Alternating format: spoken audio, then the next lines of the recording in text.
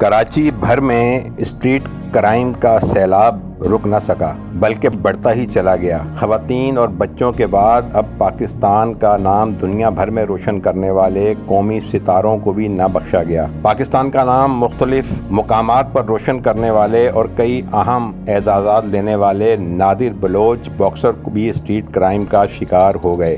انہوں نے بتایا، بسم اللہ الرحمن الرحیم۔ آج میرے ساتھ ایک واقعہ ہوا ہے۔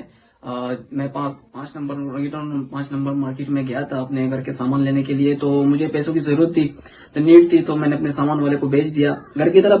تو واپسی کی طرف میں اے ٹی ایم گیا تھا، میزان بینک میں اے ٹی ایم ہے، وہاں پہ میں نے 30,000 روپے کیش نکالے اے ٹی ایم سے نکالتے وقت میں کہیں رکا نہیں، اپنے بائک کے ساتھ ڈائریکٹلی اپنے گھر کی طرف آیا ہوں۔ گھر سے میں جیسی بائک کے اترنے والا تھا، پیچھے سے 2 نامعلوم افراد آئے ہیں۔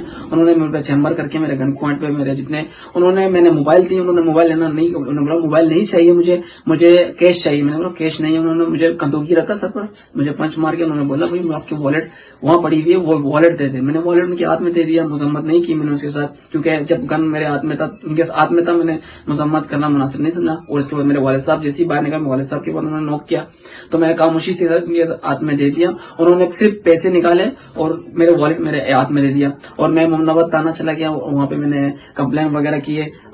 مجھے لگتا ہے کہ وہاں پہ انہوں نے ریکی کی ہے، وہاں سے دور تقریباً 2 سے 1.5 کلومیٹر میرے پیچھے آ کے یہاں میرے ساتھ انہوں نے میرے گھر کے پاس یہ واقعہ کیا تھا۔ تو میں چاہتا ہوں کہ اس کی فوٹیج وغیرہ کوریج کر کے اس کے کردار تک پہنچائیں، جو ان کے غلط حرکت کی ہے، میرے ساتھ کیا، کل کسی اور کے ساتھ بھی کر سکتے۔ عوام الناس نے اس بڑھتے ہوئے سلسلے پر اور خصوصاً نادر بلوچ کے ساتھ اسٹریٹ کرائم کی اس واردات پر گہری تشویش کا اظہار کیا ہے۔ کراچی کی عوام، پاکستان کی عوام نے پولیس کے اعلیٰ حکام سے اور دیگر اداروں سے مطالبہ کیا ہے کہ اس سلسلے میں فوری طور پر کارروائی کرتے ہوئے نادر بلوچ کو اسٹریٹ کرائم کا شکار کرنے والے افراد کو گرفتار کیا جائے اور ان کے خلاف سخت کارروائی کی جائے۔